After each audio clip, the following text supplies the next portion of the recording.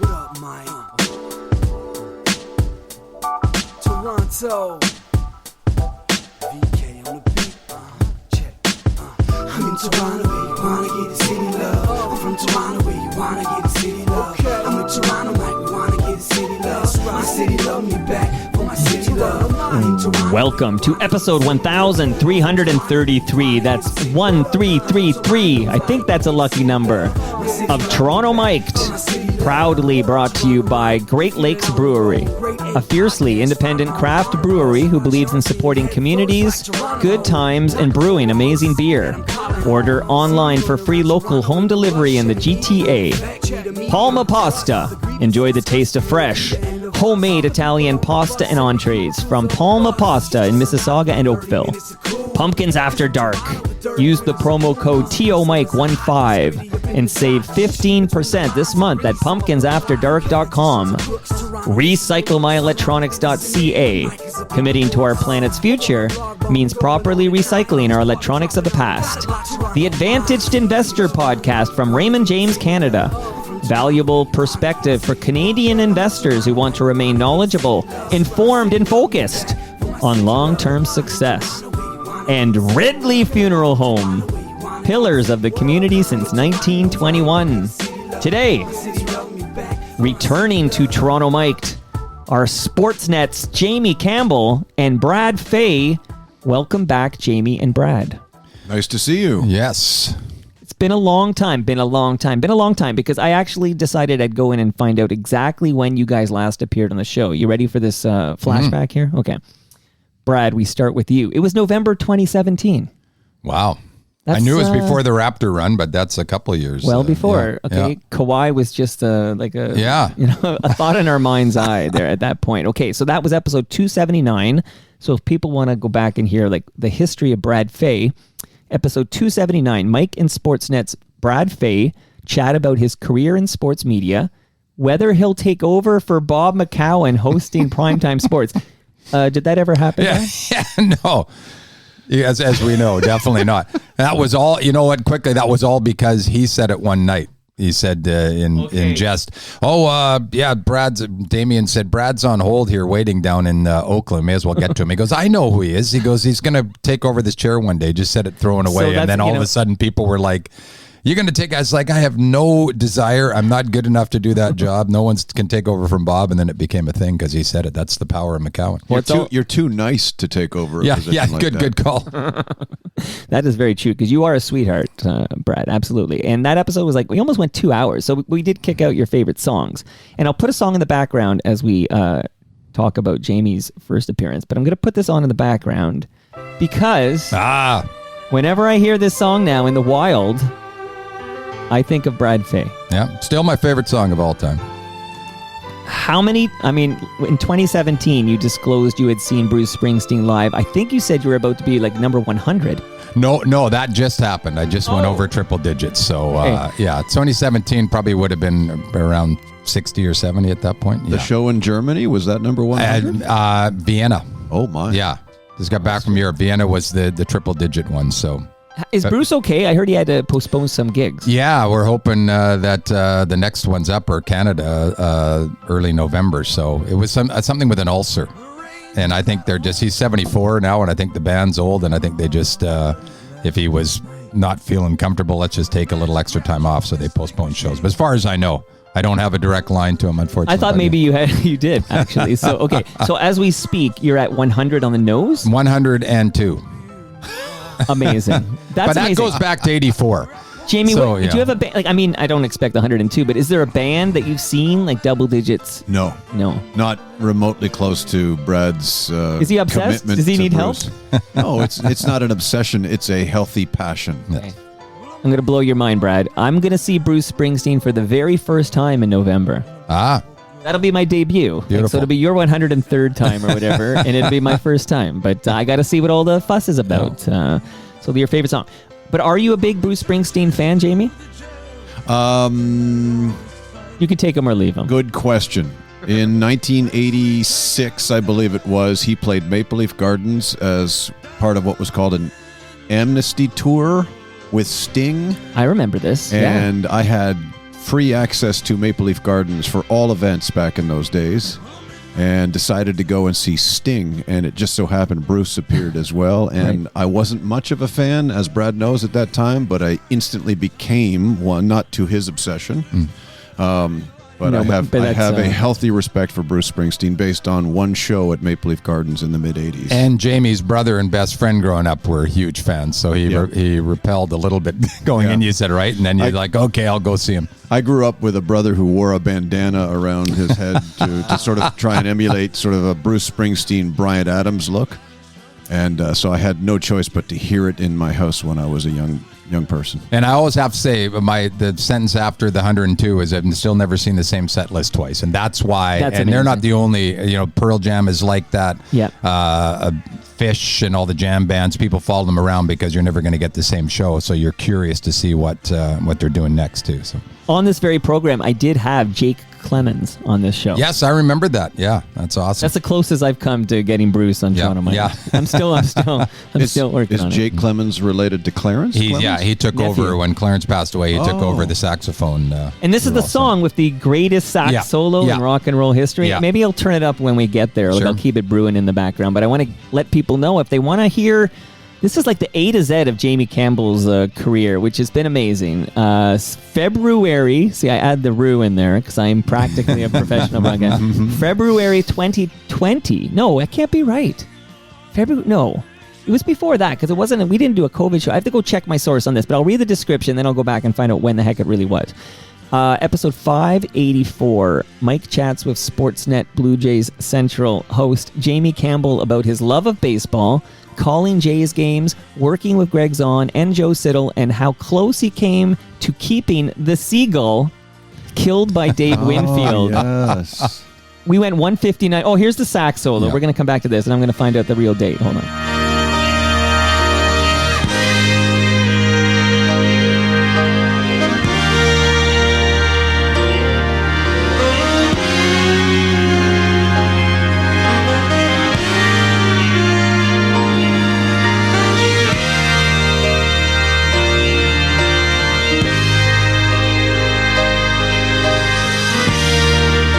Brad, how do you feel when you hear this in the phones? Like, are you getting goosebumps? It's absolutely. It's still got another 3 minutes to go. We don't have to play the whole thing, but it's a very dramatic moment, and it's the first time for me experiencing when I began to listen where instrumental can tell a story.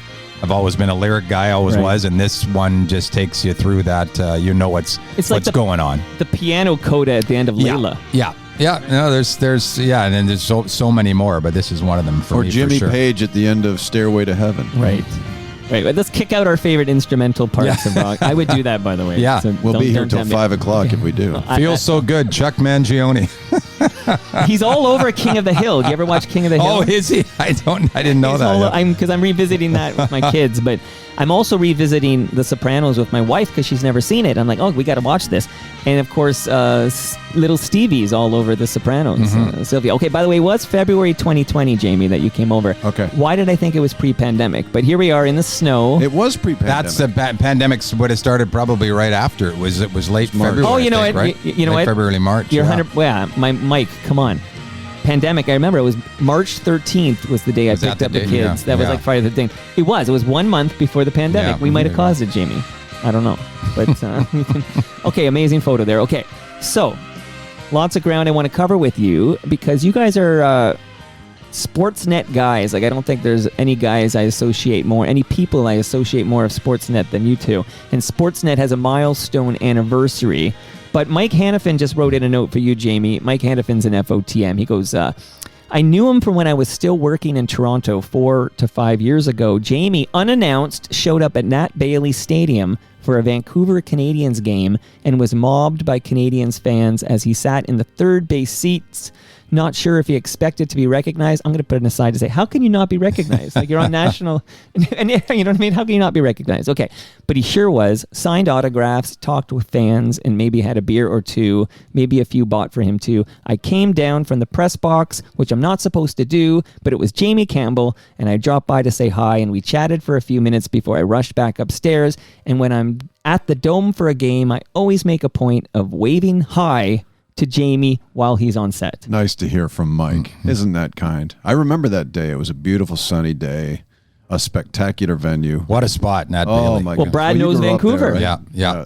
Went to a lot of games there. I mean, it was at one point, they considered it the nicest minor league stadium in North America, right? You're looking up over the park. Still and among that. them. Yeah, it's great. And people talk about how they like to follow the Blue Jays, and this year we're going to go see them in Minnesota, and next year maybe Seattle, and I would highly encourage anybody, you know what, jump on a plane, go to Vancouver and see a series at Nat Bailey. It's quite something. I got to do that. Brad, how old were you when you left Vancouver? To come here, or Yeah, well, I had gone to stop living there. Yeah, I guess it's sort of a roundabout thing, but very quickly. I went away to school when I was 20, and then I only lived there from that point forward for about a year and a half when I went back and started TV in Vancouver before I came to Sportsnet. So essentially, I haven't technically lived there since I was 20, but with the brief stop in between, and my entire family lives there, so I'm there all the time. 2 or 3 times a year that I'm back there, so I still consider it a second hometown. But I'm a Toronto guy. My wife's from Toronto. My kids obviously from Toronto. So it took about 10 years that I was here that this became my home, and I love it. The song still has 2 minutes left, by the way. Yes. This is like the song that will never end. And you picked it up about 3 minutes in, so So I should know this, but what is the title of this song? Jungle Land. Yeah. Oh, yes. I'm getting You've in there mentioned before that many Brad times can to before. show you I'm catching up. You know what? Because I'm an age where my first Bruce Springsteen hit was Born in the USA. So I missed Born to Run. I was just too young. Yeah. So when you dive into Born in the USA, you have a different Bruce than those who have been like raised with Born to Run. Yeah. Like, it's just a different Bruce. Like I'm listening to this, it's like a Jim Steinman Meatloaf opera. for sure. So that album was my introduction to Bruce too, and I think a that lot was- of people. that was Technically, the it was case. mine. I got the back catalog afterwards, but I mean, you and I were driving here talking about the Bee Gees, about how so many people only knew the Bee Gees from the soundtrack of Saturday Night Fever and didn't realize they had quite an extensive career and Pre-falsetto, success. like before he discovers Sure. the falsetto. yeah, yeah. Right. Just remember, I don't want to forget this. You guys saw the picture of Brian Linehan here, and then you guys, I think you had a story there, but if I could get what did Brian Linehan's photo spark for you guys? Well, that caused the because chuckle? Brad and I have absurd phone conversations from time to time where we drop all kinds of skits from the past that we've seen on usually television shows, SCTV among them. And Brock Linehan is an occasional visitor to our conversations based on the way he was portrayed. It was Marty Short. You mentioned Marty Short. I had a picture of Rick Moranis in my head for some reason, but it's Marty Short. Definitely Marty and Short. always with the questions where it'd be like, someone's sitting there, he's got someone, Dean Martin, whatever, and it's like Paris, 1968, Sinatra, Yeah. whoever, you were there. And they goes, no, I wasn't. Okay, so that's Yes, you were. Yes, you were. No, I wasn't. I wasn't there. He knew, Brian Linehan knew more about his guests than his guests Yeah, did. that's right. Yeah. So this is sort of why it's here why is it in my studio here? Because Sammy Cohn, the drummer for the Watchmen, a great Winnipeg band, by the way, he gifted it to me because he knows I was a big Brian Linehan fan, and I'm trying to do that too. Like I'm trying to do the homework and have the research done where I know more about my guests than they know about themselves. So. So he's your inspiration. Hold on, I got a request to show Brad. He reminds me a little bit of Dick Cavett, Brian Linehan, that style, right? Like very understated and very, but that's, I mean, being a good interviewer is a completely unique skill, like to anything, right? You're And showing your age in this room, and Yeah, you for may sure. have actually watched Dick Cavett. I don't think I did. He's but still alive, right? I read I his think he book. is. I read his book, and I do. That's the era that I'm fascinated by, the late '60s to mid '70s, where I go back and watch a lot of that stuff. And I'm old enough to remember when Johnny was, in his prime, Johnny Carson. And, in the 70s as a kid, stand up to watch. But Dick Cavett was kind of like it. But now you see back, he had all the rock stars on. Like he'd had the day after Woodstock. They all went by there. I think Grace Slick, right. Janis Joplin, all them. And then he had John Lennon was a regular guest who was impossible to get. Right. But Cavett understood his cause. That's what Dick Cavett was smart. And Muhammad Ali, he knew what was going on with those guys. He wasn't going to he knew why they were taking the stance they were. And Joni Mitchell didn't perform at Woodstock No. because she had been booked Right. on Dick Cavett. But and she wrote the didn't definitive want- song. She did, yes. which Because is her wild. boyfriend was Yes. Stephen Stills, right? Who was performing. Stills or Crosby? I'm going to say Stills. Okay. They all love Going to Joni. Brad, That's what right? y'all- Everybody loved anything Joni. you read about back then, they all wanted and loved. And Graham Nash was the one who maybe really it was had Graham his, Nash. had his Maybe heart I'm gonna- broken I'll have by to her. find out. Our house was written. Yeah, is a I was very, just back very, with very- Joni from Yes. shopping, and So it's what a Love Joni Mitchell. We could just legend. talk music, but I do want to get to Sportsnet. Yeah. But I got to put a bow on the Bruce Springsteen because I see on the live stream that Raptors devotee, he says he's got a buddy who's seen Bruce 73 times. Well, that's not 102 times, Yeah. okay, Brian? But he says his first show he saw, I want to get this right, Bruce's last show in New Jersey on my birthday was easily the best show of his tour. Okay, this is not Brian, so we'll move on from Brian because I have a question from Tim. He wants to know, what was your very first Bruce Springsteen concert, Mr. Fay? Yeah, it was in October of '84. It's a Born in the USA tour. And I went in, honestly, basically the same as Jamie. I was more interested. I wasn't going, sort of unwillingly in a sense, okay, I'll see what it's about. I was excited because I was a big concert guy and everybody said, you got to see this guy. I went in knowing 3 songs. I came out there, literally changed life, almost a 3.5, 3:45 show. Clearly. And I went the next day where this is going to date where the A&B Sound in Vancouver. Whenever a band would come to town, the next day everything would be on sale, and they had the rack of cassette tapes, which will date me as well. But I went in and bought every album. At that point, there was 6 previous to Born in the USA.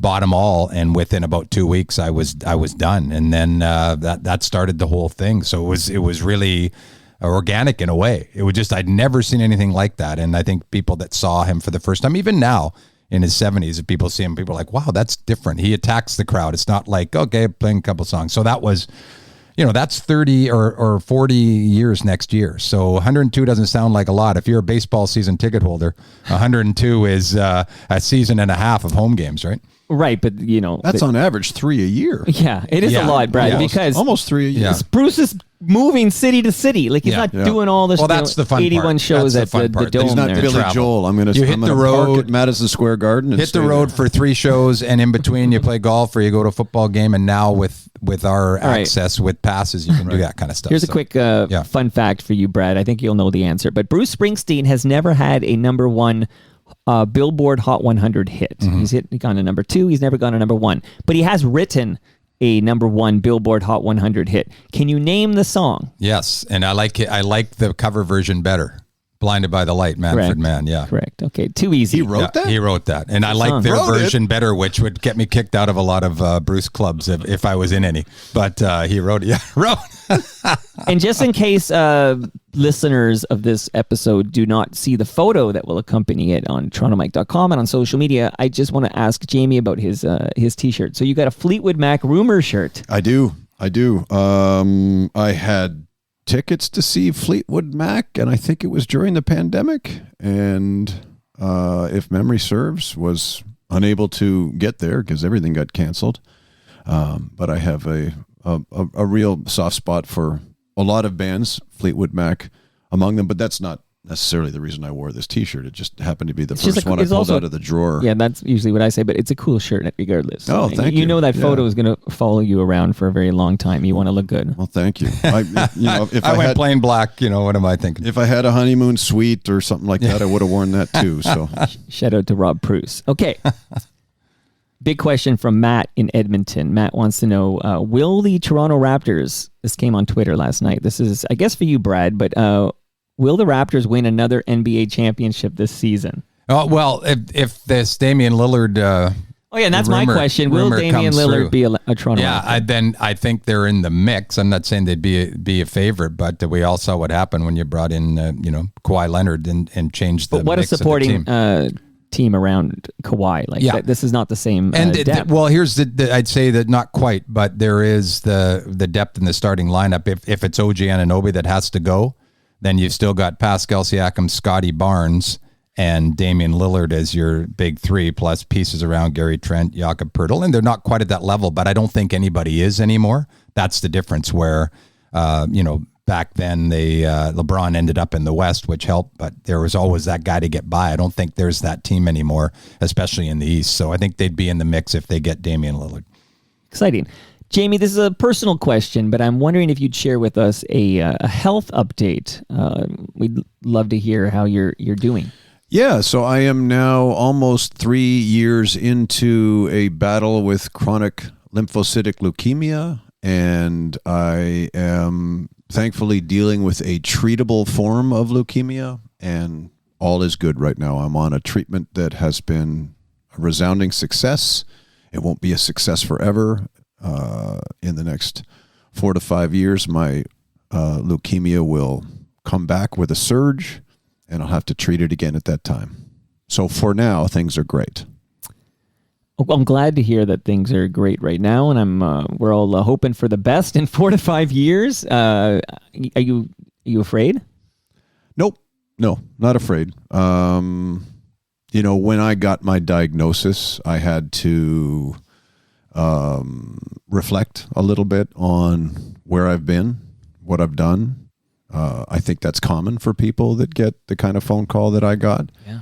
And it occurred to me over a stretch of time that I'm not really that afraid of things going in a different direction. My sort of sole hope from here on in is to see my kids off into adulthood, right? I think that is, again, something people think about first when they're parents and they get a diagnosis like mine.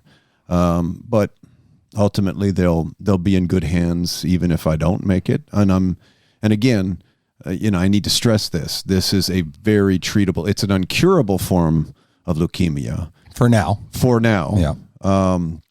But what I know is that the research is so good, so deep, and so ever changing that in 5 years, when it does come back, there could be a cure at that point. But what I also know is that there are already treatments in place for that moment. So essentially, I'm going to live with this thing until I'm an old man. That's the intention. Well, and then likely, as my doctor tells me, die of something entirely different. I might get hit by a bus or something like that. Here's hoping, right? You get hit by a bus or a foul ball. That's a great Jamie Campbell way to go, I would think. 98. It goes out from a 98 mile per hour. On the field wearing a really nice suit during batting practice. Yes. Like that. That old buzzard got hit by a foul ball and died on the field. What are the odds? Getting hit by a ball and dying. I hope people, when they heard me describe your debut on Toronto Mike, which was episode 584, that they go back and listen. There's many nuggets of gold in that episode, which went 159.59. Like, I'm now upset that I didn't just leave a second of blank space at the end of that episode. We would have been what was I thinking? Like, if 159.59 is driving me crazy in retrospect. That was pre-cancer too. I mean, imagine the scope of conversation then if I'd had that my diagnosis came less than a year later. But it's right. And then I know you weren't on my show, but you were on Hebsy on Sports since then. And I was on that Zoom with you for the Hebsy on Sports. Mm-hmm. I'm not sure. Hebsy had this bad habit of, like, he'd invite somebody on Hebsy on Sports, a show I co-hosted with him for 5 years, but I wouldn't get a chance to talk to the guest. Like, it's like Rob Baker from Tragically Hip was on, and Hebsy knows my favorite band of all time, the Tragically Hip. And it's like, can I ask Rob Baker a question? But no. You worked with Hebsy long enough to know that in any conversation, recorded or not, it's highly unlikely you're going to get a chance to talk anyway. So you just need to accept that from the outset. I love Hebsy. Trust me. Well, we all love Hebsy. Saying that he's on a golf course right now. With a lot in my heart. We just talked about him on the way out here because we're mentioning local TV and how Don Taylor out west was the guy. And I said, probably like Hebsy and Taddy were out here, which I never lived with. Guy. But they were, like in complete control of the sports landscape. That was a different time. Well, the only reason I ended up producing and hosting Hebsy on Sports for 5 years is that I adored Sportsline and watched it every night. And then once I started a podcast, so I said, Mr. Mark Hebsy, I invited both Hebsy and Taddy. Taddy declined. And Hebsy said, yeah, when do you want me? And we hit it off, and that's how that all came to be. But there is no more Hebsy on sports. But to finish this thought, people, I hope they've gone back, and maybe we'll get a little taste of it right now before we dive into Sportsnet here. But that seagull killed by Dave Winfield. Like, it's such a, like, especially for guys my age, we remember this. Like, I think he was initially charged, I think. Well, he was, with cruelty to animals. Right, because this is a ball he threw that hit a seagull. He was throwing it back to the Yankee dugout, as they always do in between innings after they've played catch in the outfield, and it just so happened that it struck a seagull. And as anybody who he wasn't aiming for a seagull. He wasn't trying to hit it. He might have been. He probably did try and throw it in that direction, but Didn't he never knew he was going to bean the darn thing. Randy Johnson and the Dove, So to just finish up my participation in that was that the ball boy went out, put a towel around the seagull, and happened to place it on the bench of the Yankee dugout directly in front of where I was sitting. And at the time, I was an enterprising young man who collected things, Sure. Mostly bats and autographed baseball cards and stuff. And I looked down, and I had a knapsack with me. And I looked down, and I thought to myself for a fleeting second, that seagull is available for me to take, and it's covered in a towel. And if I wrap it in a towel, put it in my backpack, take it home to Oakville, Right. I could probably find a taxidermist somewhere who could stuff it and mount it, and maybe it becomes of value at some point in 100%. the world of baseball collectibles. Or serve it for dinner with an amusing Chablis. But if you had, got your hands on that dead seagull that was killed by Dave Winfield at an exhibition stadium in Toronto, and you had, got a taxidermist to preserve it or whatever, and you still, I think that would absolutely be a high-valued piece of memorabilia. But how do you verify it?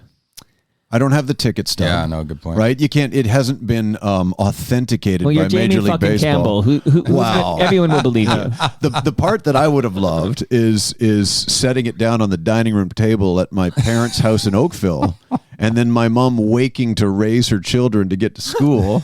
Right? And there's could someone please explain why there's a seagull on the dining room table? That's Jonathan Livingston, Mom. He's okay. But that is like Brad, you'll agree. That's one of the great stories. Like that. Because Jamie Campbell, I don't know if you know this, Brad. He'd grow up and become a fixture on Sportsnet for like the last 25 years. Who had a deceased Would have seagull been in quite his something. basement. Yeah, I know all about his collection, but that takes it over the top. Okay, now Matt wants to know how Buck Martinez is doing. Jamie, maybe this is a question for you. He sounds great. Yes, he's doing really well. He had a diagnosis around the same time as I did. His seemed to be a little more aggressive, which required then aggressive treatment. And, he's taken, I think people have probably noticed, he takes stretches of time off now, and he richly deserves that time too. He's earned it, but he just loves being around the ballpark. I think he appreciates these days more now than maybe in the past when he was maybe a little bit younger and maybe took them as just routine. And Joe Siddle and I look at each other frequently during broadcast because, Buck can get on his soapbox now, and he doesn't care. No, he's not afraid. He's not afraid to tell you how much he cannot stand a catcher who's one knee down, for example, right? And I love it. And I'm waving his flag. You say what you want to say. Well, that's the sweet spot for a broadcast, as far as I'm concerned, as a consumer. That sweet spot where it says you're going to tell it like it is, and that's what we're looking for. Yeah, Yep. You're right. Yep. Love it so much. And sometimes you got to wait for a broadcaster to hit a certain age before you get to that sweet spot, though, or they're just like, I'm out of F's to give. Yep. No, and you say about him appreciating it. It's funny, you hear all the athletes when they retire, and they retire much younger than we do in broadcasting. But what's the first thing they say? I just miss being around it, being around the guys, being around the locker room, the stuff that leads up to the game. And as we've gone through it too, and Jamie and I have talked about this, that I call it the backstage pass, like for you at the Rogers Center and me at the Scotiabank Arena, where you're there about 2.5 hours before doors open. We know, the ushers, the people, the same arena and stadium staff. You see the people that you're working with, you're gathering your information, you're getting ready, and there's a build, and then the doors open, and then you're on the air, and that stuff is so incredible. There's something that's unreal about being in an empty stadium or arena when you're the only ones there. And as much as that sounds like, oh, nothing going on, no, that's when everything's going on. And you've got that access, and that's never been lost on us. But I can imagine if we're fortunate enough to do it as long as Buck has, that it gets even more valuable to you. And he's such a joy to watch and listen to now on a personal level, to see him, and regardless of what team has come into the city, go into the clubhouse or visiting dugout, he knows everybody. Yeah. Everybody. I have not seen a single player walk into Toronto from an opposing team and not at some point be cornered. And it doesn't matter what their name is. Trout, Judge, managers, coaches, he always seems to be able to take them aside for a few minutes, and I think everybody sees him and automatically respects him. It's funny, when he took over the play-by-play duties from me, I remember somebody saying, "How do you feel about this?" And I said, "How do I feel about it? He was playing professional baseball the year I was born. Yeah. That's how I feel about it. He has every right to take over my position." Oh, that was my question, by the way, Jamie, that you're remembering there. I asked you that question. But you know what? I trotted out because it's true. I said, how can I be upset at being replaced by a guy who was literally playing professional baseball the year I was born? Mm-hmm. Yeah, it's pretty difficult. Legend, one of the very few you can call legitimate legend in our business in this country, for sure.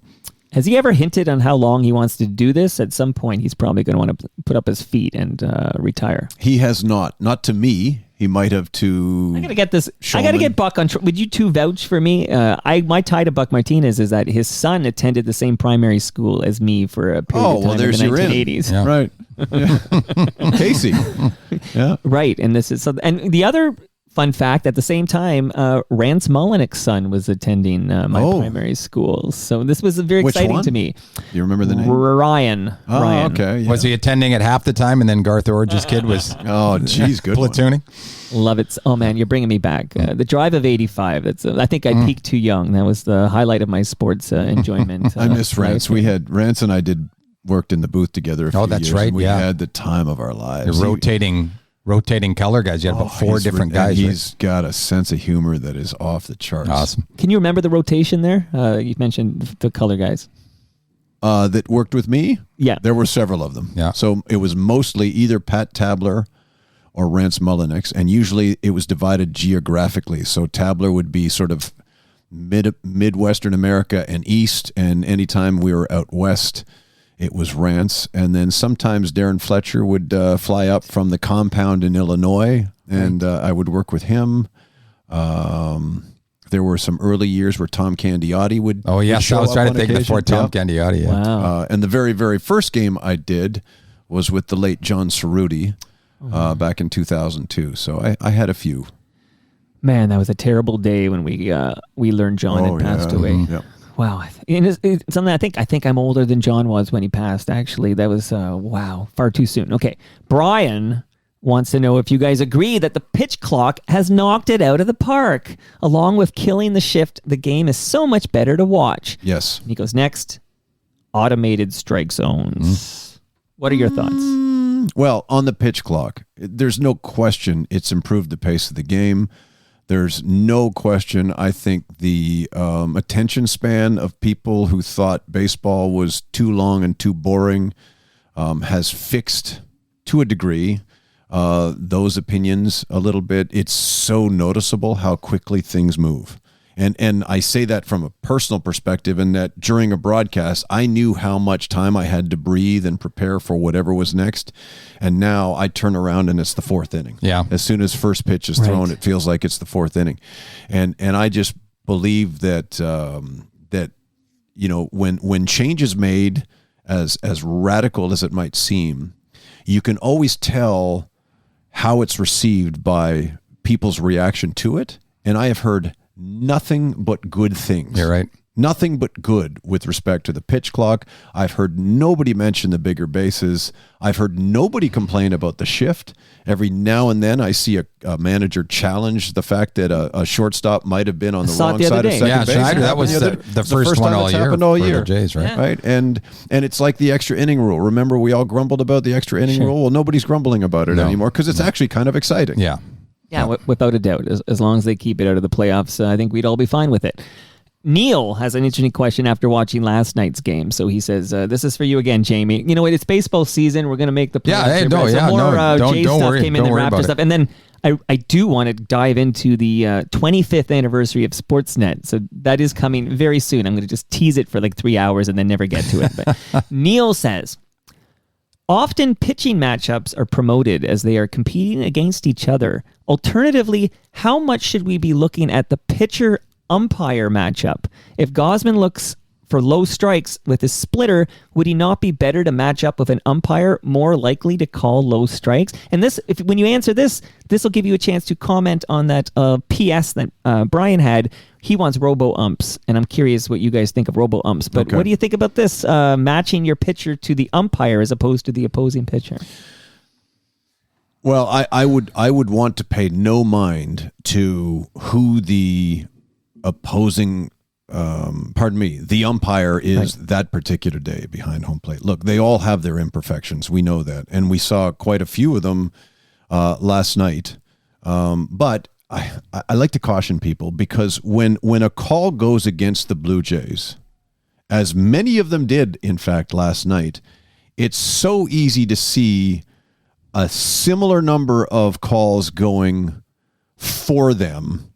But people who've watched the Blue Jays and who comment about them normally on social media tend not to notice exactly that everything, and I mean everything, balances out at the end of the year. Right. So where automated strike zones are concerned, fine, bring it in. What I want is the continuation of the imperfection of the umpire, believe it or not. There are so many people out there who have this, let's get it right, and I love that instant replay has allowed for that. But man, there is just something about a call not going your way. Yep. You turn, you beak off to the home plate umpire. The manager might come out because it's time to get tossed.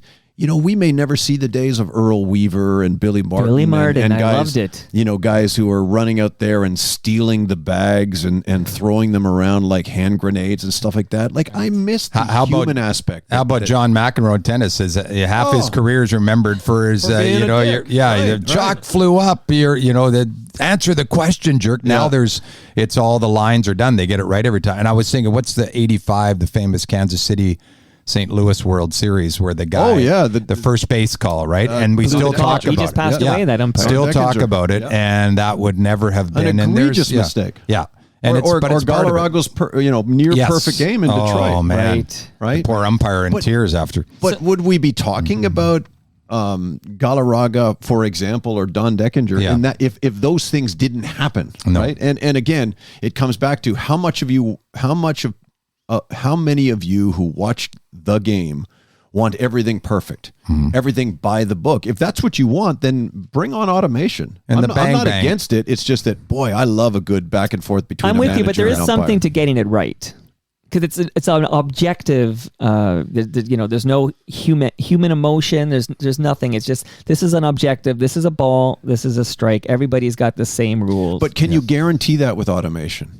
Right? Well, that's a whole, because anybody that watches our broadcast, for example, thinks that if a ball inside that strikeout square is a strike, well, it depends on how the technology is placed, right? Like it's when it crosses the plate, right? Angle, there's for sure. It may not actually be a strike, but they must hate, the umpires just must absolutely hate that. Listen, I'm going to plan we're going to get you two back for a 3-hour discussion on robo-umps. Stay tuned. I'll get Mike Wilner in on that. I think he wants to be a part of that. So we'll do that. And now we're going to dive into Sportsnet's 25th anniversary. I can't believe it's been 25 years. I want all the details from you guys. You were there. But as you know, I have gifts for you since you came here. Who on this episode enjoys a can of fresh craft beer? Not me. Nobody. Now, I used to, but funny thing is, when they tell you your blood has cancer, you cut back drastically. No, I hear you. I'm on a pill right now for a blood situation, and they told me not to drink. So now I still do. I will tell you, but I stopped myself at 1 unit of fresh craft beer, usually a Sunnyside IPA from Great Lakes. And it does kind of damper those evenings when you might, pound back a few. So I know what you're talking about. My situation not as serious as yours, but I do have the similar orders. But Brad, are you still drinking alcohol? Is anyone on this episode still drinking beer? Oh yeah.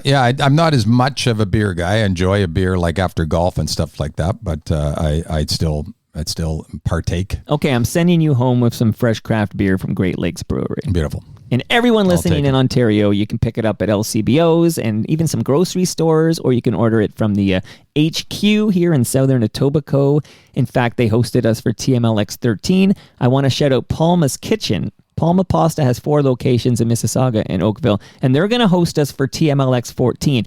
Jamie, you're invited. Brad, you're invited. Can I interject here? Oh my God, yeah. I've become a Palma pasta customer since appearing on this program, because it just so happens that their Mississauga location is very close to my family physician. And almost every time I go to see her for a checkup, I then celebrate with a lasagna. Well, I'm going to send you home with a frozen lasagna from Palma Pasta. Tremendous. But that's great. It's amazing when I hear from people making their return visit and they're like, I never heard of Palma Pasta. You sent me home with a lasagna. The family loved it. And now I'm buying a lasagna every week. And lasagna coming your way from Palma Pasta. They're going to host us at TMLX 14. So everyone listening is invited noon on December 9th, 2023. That's a Saturday. We're going to have an event at Palma's Kitchen, and that's in Mississauga. And you're all invited, and you guys are invited too. Brad, if there's no Raptor game that day, I expect to see you at Palma's Kitchen. I was going to say, I got a Johnny Canuck, one of the Johnny Canuck cans you gave me.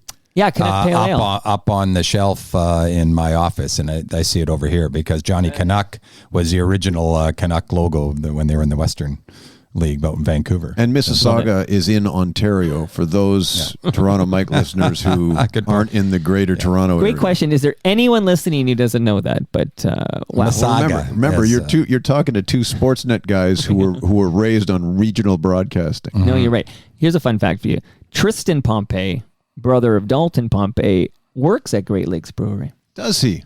When he's not patrolling right field for the Guelph Royals. I saw him play this summer, in fact. Okay, well that must be true as well. Yes, but So and Dalton's now a cop in Hamilton. Mm-hmm. We all read that news. But the father of these 2 individuals is the cowboy dancer from Electric Circus.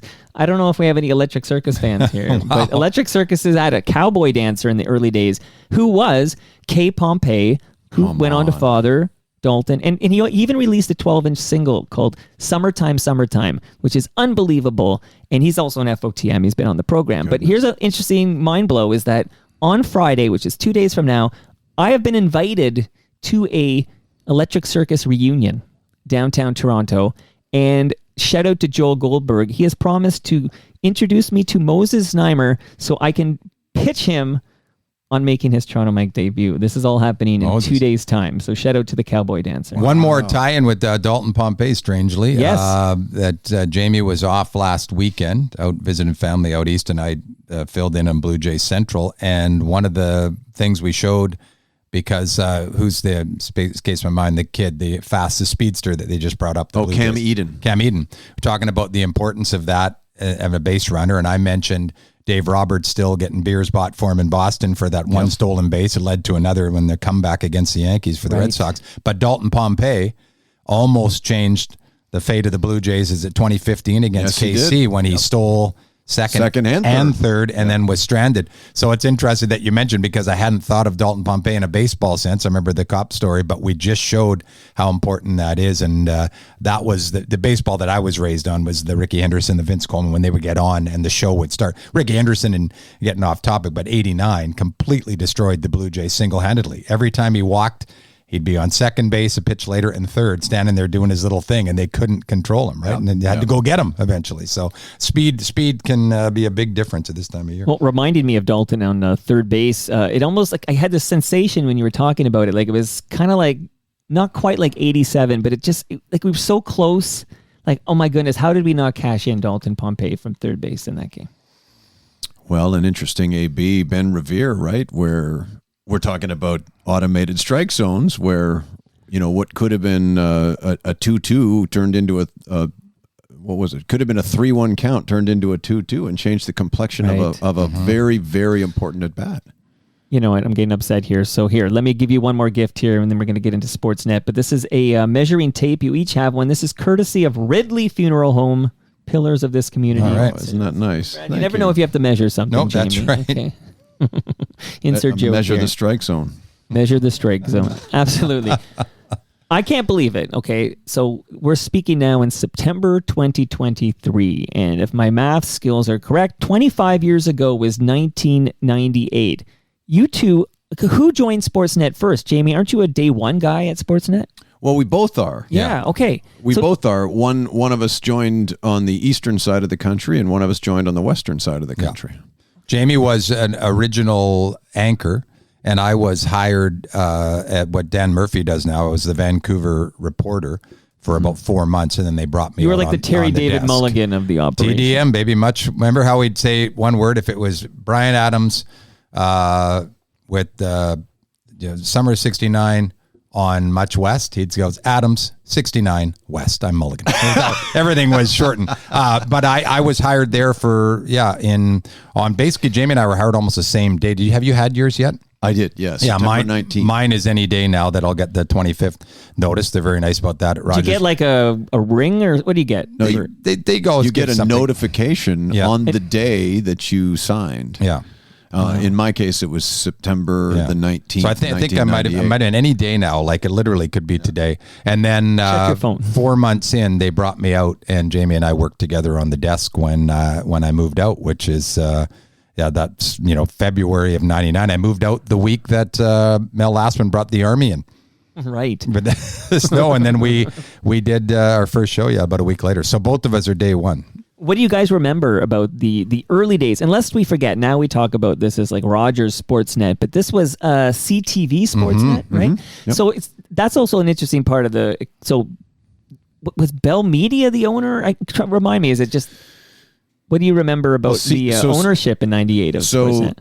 Owned by CTV. Right. I can't recall. It was so long ago. Maybe if Bell yet. was involved at that time. I don't think so. And they constructed a beautiful, at that time, state-of-the-art facility just north in the same lot of what is now the CTV TSN compound, which if you're driving along in the greater Toronto area, if you're driving along the 401 in Scarborough and you pass by sort of that intersection of the 401 and McCowan Road, it's hard not to see the CTV TSN compound. Well, the Sportsnet, the original CTV Sportsnet compound, was a separate building that was connected by overpass walkway at the back end of that parking lot.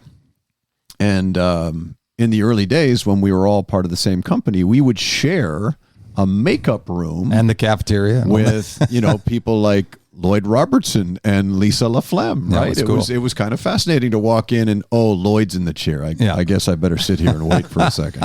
So I just did a little quick little Google, and CTV was owned by Bell Globe Media. Right. And then, of course, Bell Globe Media a few years later would buy TSN. And that's when they had to divest their stake. Split. Right. Yeah.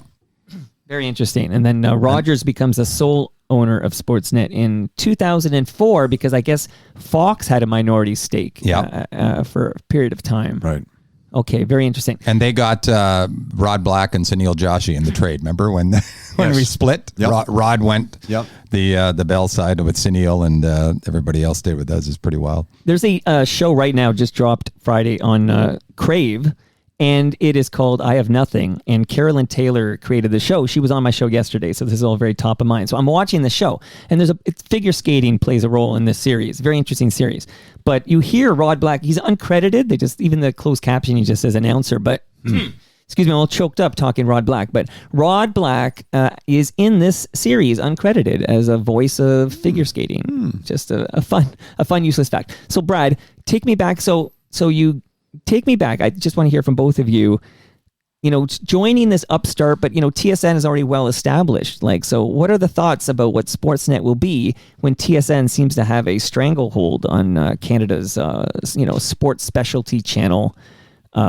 lane there. Yeah, well, Jamie and I were talking about that on the way out here. It's amazing that the network not only thriving, but I believe right now that we are the leader. It's quite close with ratings. Obviously, this time of year, the Blue Jays with their big numbers are, it used to be the CFL and the Blue Jays were kind of a hit or miss battle back and forth, and I think the Blue Jays have taken over that, which helps. So the fact that the network is still on the air 25 years later, nobody thought that was a possibility. Nobody thought there was a need for a second sports network. There was eventually 3 with the Score headline sports for a while, but it was I don't know if I thought that enough big picture. My initial thought, not only, in moving your career along, I was newspaper, and then I was only been in TV for a year and a bit. And Jamie can speak to this too. When you did local sports, you were at the end of the news hour, and you'd have 10 minutes, and you'd be producing everything, writing everything, producing everything.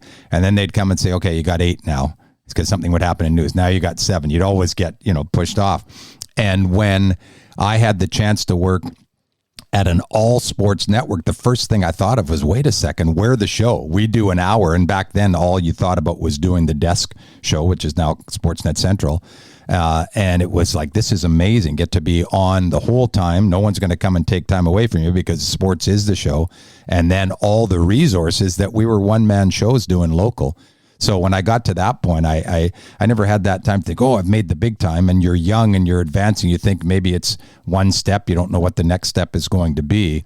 But it was unbelievably exciting because for the most part, we were all young, late 20s, early 30s. Mm-hmm. And everybody was, I think what they wanted was people with a little bit of experience, but people who weren't recognized as being attached to anybody else instead of just going and rating TSN, taking Darren Detition and taking the people that were established. Right. So it was there, and there was internal battles too, which I think served as well, because everybody wanted to be, not so much to be the boss come by and pat you on the back. We did have a boss that told every one of us that we were the best, which is good on, but you didn't want it necessarily the other person to fail, but you wanted to make sure you weren't left behind, because there was a lot with Darren Millard, with Mike Toth, with Jamie. There was a lot of young talent. You're like, it immediately raised the level of your game. Don't you think, Jamie, that you felt like, okay, I think I've been working hard, and now I watch what these guys do. The first time I did a show with Millard, it's like his research is way deeper than mine. So that to me was the most exciting thing, just being part of something like that, and then having the chip on the shoulder. Can we beat TSN? It's the more fun to be the ones coming from behind. And the reason we thought we had a chance is because what we were offering was going to be different. And you took one look around at the stable of young anchors in that original year, whether it was me or Darren Dreger or Darren Millard or you. Everybody was from a different part of the country. Yeah. And if they weren't from a different part of the country, they had lived in a different part of the country and understood the value and the importance of sports on a regional level. Mm-hmm. And I think, with no disrespect intended, the perception of TSN at the time was, and you hear this often, the Toronto Sports Network. And that was a bunch of very talented people who were predominantly GTA-centered and knew nothing of what was going on elsewhere. And what we thought about who we were was, well, we're going to show people in these various regions that we are part of who they are, right? Mm-hmm. And we support and understand their teams, whether it was the Canucks, the Oilers, the Senators, whoever it may have been. So, I think us coming into play in 1998 probably improved TSN in a way, right? Yep. Where suddenly they had some competition where they had no competition prior, and it might have made them long-term a better network. Yeah, no, competition always helps. Makes you raise your game, which is why competition is so good. Now, Jamie, you and Darren Millard, you host the very first, now today we call it Sportsnet Central, but yes. I always knew it as Sportsnet Connected, but it was called Sports Central when it started, yes. Right? Sports Central. So you and Darren Millard hosted the first Sports Central night, and that was an accidental combination of two, because, and I guess 25 years later we're allowed to be. You got to tell all the stories perfectly today, frank. The partnerships that were formed then did not involve me and Darren Millard, but it was based on the evening, and I think it was a Thursday evening, based on schedule, it was my night to be a late night host. It just happened to be opening night. But my broadcast partner at the time had just been brought in days prior, hadn't had too many rehearsals, and was, shall we say, not exactly up to speed. So a decision was made at the very last minute. He's not talking about me, by the way. No, it's I wasn't not there. Brad Sounds Fay. a lot like No, Brad Fay. No, I was like, it that's wasn't Brad. I wasn't there yet. And I don't want to embarrass the person in any way, but he just wasn't ready Okay, for now we have a opening night. gender. We can narrow it down. Okay. He wasn't ready for opening night. And that's, it was well known at that time that we needed to put on a good front on opening night. So they took Darren aside and said, hey, listen, because Darren was very much up to speed after rehearsals.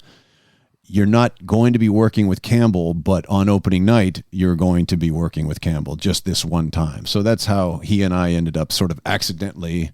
It's funny because I think, to be honest with you, I think it may have been the only show I ever hosted with Darren Millard. Probably. Really? Oh, yeah. I never again did I sit That's a with mind Darren blow. Millard. And yet Brad and Darren had a long-standing partnership, and yet that was the only night I ever worked with him. Brad, you still tight with Darren? I don't talk to Darren very much. When we went, he went to hockey. Very separate. Hockey always is his own island. And still, goodness, yeah. It's not quite as bad anymore, but I say that bad, meaning that, it's not quite as separate anymore. Okay, I have a little music because I want to talk hockey, obviously. Sure. But here's a little.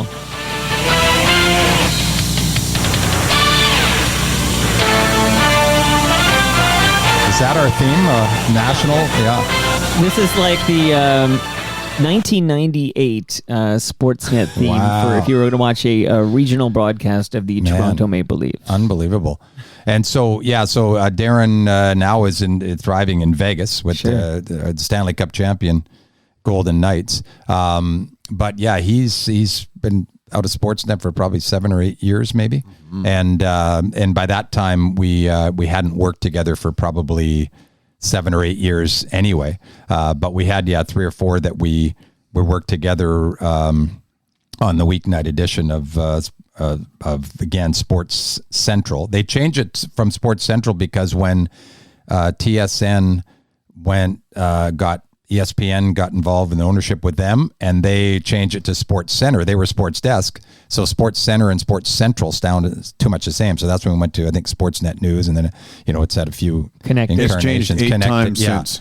Yeah, I opened up almost should never all of them have when I changed was it. doing the 6 o'clock show, even when we had to wear the Speedos and leather chaps or whatever it was we had for Connected. Not quite, but that's what I always use. People know what I'm talking about when I say that. But Hey, to this day, and I'll admit this, and maybe it's just that I'm getting older and my memory isn't quite as strong. To this day, I sometimes have to ask, what's the name of the show I'm throwing back to? It's true. It's You true. know, I always know it's okay. There's Ken, I see Ken and Ivanka sitting there. I'll just throw back to Ken and Ivanka. Yeah. But there are some days Back to in you, my back old to the age where desk. I'll say, and what's the name of the show I'm throwing back to again? And Sportsnet Central doesn't roll off the tongue real easy if you don't say it on a regular basis, right? So, so there's another, like a lot of guys, all of us original desk guys moved on to live events, which is I didn't know it at the time when I got there, because at that point the desk was still the thing for the first 3 or 4 years, right? Mm-hmm. And then things changed with the internet and everything else, but all of us have moved on to in different. Dreger was one of the original anchors. And he, of course, is now. Well, let me ask you about Darren Dreger, who is also a good FOTM, a sweetheart like you guys. But he's Dreger would say. He's one of those rare cases where a guy, like we used to say, crossed the parking lot. But like there's not a lot of examples in the history of Sportsnet where TSN and Sportsnet, one of you plucks or poaches, if you will, talent from the other. Like there's very few examples of this, but Dreger's an example. Like what was the vibe at Sportsnet when Darren Dreger said, I'm going to the enemy? Well, yeah, I'll tell Jamie, so I'll tell Mike quick, because what happened was it was almost like a good on you, because there was a change in management, and a very strange one, and all of Dreger's cohorts and the people that he trusted, that inner circle that were running it, were all let go. He had been approached by TSN. From what I understand, it was Bob McKenzie said, I need to scale back. I'm the only insider, and the only guy that is on my level right now that takes scoops from me is Darren Dreger, who was our host which is weird. So Dreger would get these. He had these connections, and he'd sometimes give them to the analysts to share. So anyway, they had come at him, and he said, "No, I'm staying at Sportsnet." And then when they got rid of thing, he phoned back and said, "If the offer still stands, I'll come." So when he left, it was not like, "Nope, you're taking off on us." It was like, I think my memory is that everybody understood. You were happy for him. Yeah. We were happy for him, but at the same time, on a personal level, I was just very much upset by his departure because Dregs was not your average host. He was almost like an executive producer in a weird kind of way. Yeah, he was like our agent. And I can't even tell you if he's older than I am, but he felt almost like a father. I'm going to say he's older than you. Okay. He felt like a father figure He to looks me. older than you. In that he was... I think he's younger. We were all of these young anchors that had come in from different parts of the country. Wow. And he felt like our leader in some kind of way. Totally, he did. Oddly enough, to this day, I have disability insurance because of him, because he rallied us Great around. West Life, I We were still all have on it. contract. None of us were on staff. Yeah. And he basically dictated, here's what you should do to protect yourself since you're a contract employee. And it was, I was crushed when he left. I just thought, well, he's part of the original face here. Yeah. And now he's going to, the sworn enemies, so to speak. And it's kind of like Jack Armstrong's departure in the same kind of way. Yeah. And Jack was, again, let go because we didn't have basketball then, which was the strangest decision of all time. And then TSN scoops him up. Smart move right away. The other thing with Dreger, like I said, he was kind of our leader, and he was sort of he set the tone for the thing. He didn't put up with stuff that we didn't know that we're not supposed to put up with, and he rallied us. And I'll say another thing, the last time Jamie and I are both staff now, so don't give too many negotiations, but the last contract negotiation that I had before I went staff, which is probably 10 years ago, I called Dreger, and he had long been at TSN, and I hadn't talked to him for a long time, but I knew he was the guy I needed to get the feel of the landscape and what I should be thinking about. And sure enough, he was, and classic Dreger cleared the throat. I'll tell you this much, my friend. He would not hesitate. Yeah, he's the best. To take a young anchor who thought they were hot stuff aside in front of everybody and put them in their place. There was one time, and I won't tell you who it was, in front of all of us, he took this person aside and he said, "Young man, I have underwear that's been in this business longer than you." Right? And just leveled this because the kid. guy wouldn't take his advice. Oh yeah. And so he said, "Yeah, you might want to listen to me." So yeah, he's classic. No nonsense. And honestly, not to make this a Darren Dreger tribute episode, but it's unbelievable to me that he was a hockey host. He was a host in what we do, and going from that to be in the mix, it's he and Elliot, and then Bob when he jumps back in, the top insiders in a sport. And Elliot's the same story, that Elliot was, a reporter. And for those guys to do that, the amount of work that goes into it. And so, yeah, it's all the respect in the world. And this speaks to, you talked about, TSN, Toronto Sports Network, but you guys, I mean, other than Jamie from Oakville, Ontario, which is, I believe, GTA, but Brad, you're from Vancouver, and Dreger's a Manitoba guy, right? Yes, but I was trained in Edmonton. So Okay. I was born and raised in Oakville, but to get my training, I had to move out to Alberta and then actually to Ottawa after I spent 4 years in Edmonton. Okay, the land That's of, why I consider James myself Duthie. more of a regional guy. Yeah, same as Duthie. In fact, I followed James. James left CJOH in Ottawa, and I was recruited to replace him. So I literally took his spot there before we all moved on to these Now I'm networks. thinking of the tragic story of whose spot James took. Yes, Brian Smith. Right. Yeah. So, yes, which for people who don't know, Brian Smith was a former NHL player, longtime, very popular sportscaster in Ottawa for CJOH, the CTV affiliate. And he tutored James, as far as I know, James Duthie. Yep. And then there was a deranged man who sat in the parking lot at the studio one day looking for someone to shoot. And it just so happened that Brian was the first person to walk out. And he killed him right there in front of the entrance to CJOH, an entrance that I got to know very, very well less than a year later. And, James Duthie became sort of his successor in a way. Yep. Ended up leaving to go out to Vancouver, if I'm not mistaken. And did. then they immediately phoned me and said, well, will you come over and take over his position? And I was looking to get closer to home. So I moved west to east. And From Edmonton to Ottawa. Okay. Yeah, tragic story there. But and I will shout out James Duthie, who's been on the show many times. Another sweetheart. Like and maybe only sweethearts will come on the program. Maybe that's the ass hats to say no. But James Duthie, very, very kind man to the show, at least. As are you two gentlemen. Yes. James is a great dude. So James, where are you? My firstborn's name is James. That's why it pops up in my head. But Brad, when my wife built the loft beds for our two little ones, that are now 7 and 9, but they had loft beds. Brad, I got a note from you. I think that you would pay her to build one for you. I remember telling my wife that Brad Fay wants you to go make a loft bed. So that's a few years ago. Now, we kind of name check. Can you name check as many of the on air? And you don't have to just stick to on air, except that those are the names I'll probably know. But who was at Sportsnet in 1998 other than Jamie Campbell and Brad Fay? There's only one other on air person. Darren? No. Rob Faulds. In terms of still there. In terms of still there. Who was there? Here? And Two questions. That's a good Christine one, Simpson, although Christine left for a while. but continues. But yeah, I think I could name almost. Are we the only everybody. three left? The only three original on air. So. And Rob, he's doing a lot of tennis. Yeah, and curling. I think he's got a place in Grand Bend, Ontario. I feel like because I camp at Pinery, which is kind of down like a couple of kilometers down the road, whatever. But I think he's enjoying the sunsets on Lake Huron. But Rob Fold's another sweetheart. I'll just shut him out. Yeah. So who was there in 98 beyond you three who are still there? And yeah, you mentioned Christine Simpson left and came back. But so my first co-host was a guy named Richard Provenche. And then before Brad came in, the other partnership was Darren Millard and Kevin Quinn, who later became the television voice of the Edmonton Oilers. Yeah. Sunil Joshi was the supper hour host. Yeah. And I believe on weekends, Darren Dreger would host the weekend edition of Sports Central. And he was the lead on the hockey.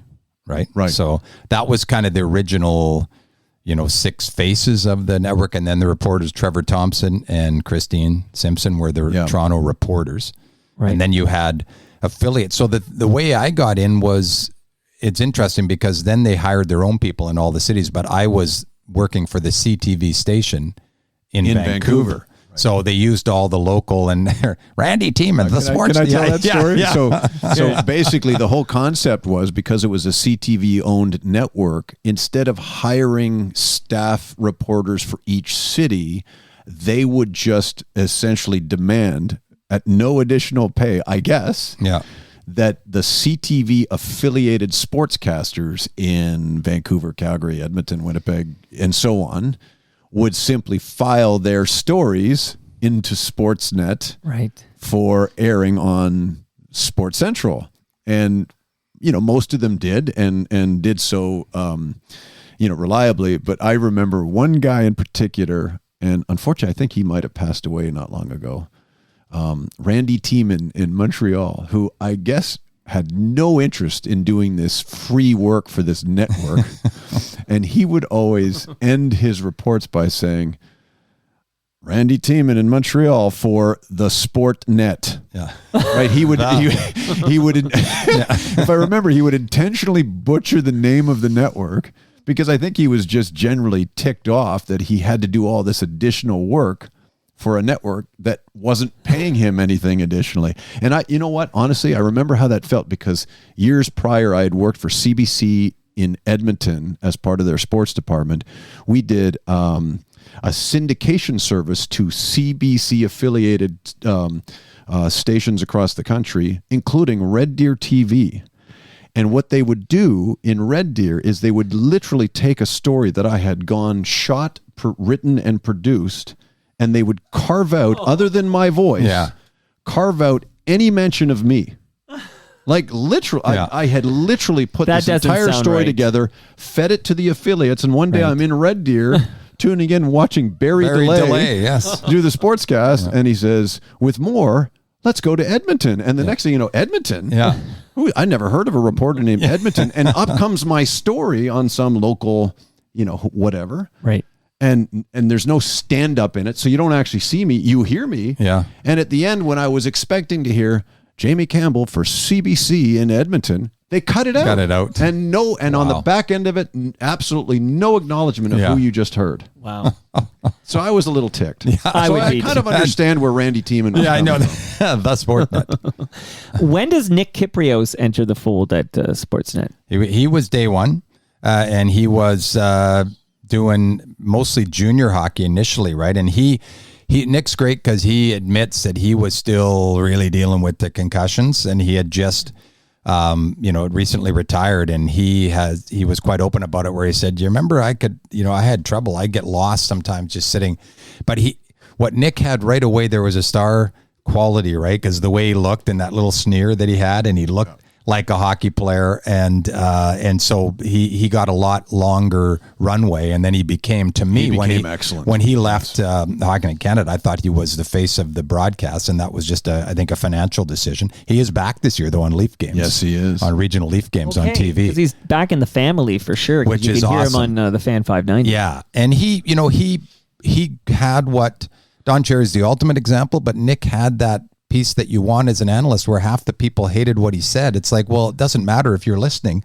Oh, you hear what Kyprios said, I can't stand it. Well, you're watching, right? Yep. And it's like they didn't like that if he picked on the Leafs or he said something. Wasn't afraid. Yeah. And to his credit, learned quickly. He might have been uncomfortable to watch and listen to for the first 6 months to a year. But boy, did he keep his ears open. Yeah. And he learned quickly. He was humble. Then he for developed contacts that were otherworldly after a Right. while. Yeah. Right. So when we talk about, FOTM Joe Siddle, who's a sweetheart as well. Loved my chat with Joe. But you got Joe, you got in Buck Martinez. We talked last time, Jamie, about Greg Zahn, and now we're talking Nick Kyprios. But you two, you never played the game on a professional level. Like, did you ever? Do you ever get flack from people who are like, here you are, analyzing a game that you actually never played at the same level as those aforementioned people? Well, okay. So I used to hear that on occasion, like, what do you know? You never played. But that's not why we're here. Yeah, we're not analyzing. We're not here because we're analysts. We're here because we're hosts. Right. And I think sometimes people see, whether it's me sitting up there with Joe Siddle or Caleb Joseph, or Brad's there with Alvin Williams, or Sherm. Used to be there with Leo. Right. Yep. If you don't understand how television works, you might be thinking, well, why is that guy talking? They never played. Mm-hmm. Well, of course we didn't. We're broadcasters. We're there. And I take this to heart. My job is not to sit there and tell you how I think the game should be played, because I didn't stand in a major league batter's box. My job is to ask Caleb or Joe why it's being played the way it's being played. But if I may, as a diehard Jays fan since the 1983 season, my favorite play-by-play duo in the booth, Tom Cheek and Jerry Howarth, neither of whom played professional baseball as far as I know. Yeah. No, they did not. But Tom and Jerry didn't spend a whole lot of time telling you why that particular at-bat didn't work, and why that pitch sequence was ineffective, and why their defensive alignment wasn't the way it probably should have been. Yeah, no replays on radio. They're telling stories. They were great describers, and they were both exceptional storytellers. And that's what Good they point. should have been, right? That's what Vin Scully was. Right. That's what Tom and Jerry were. And that's the role of the broadcaster, straight up. You're right, and that's why we have Dan Schulman, one of the great play-by-play voices of all time. We're lucky to have him here, but he'll always have beside him if it used to be maybe Pat Tabler, now it might be Buck Martinez, or it'll be Joe Siddle, but it's typically going to be somebody who played the game at a professional level. Okay, cool. By the way, Nick Kyprios, here's a fun fact for you. He cut his on-air teeth by appearing on the Humble and Fred show on 102.1.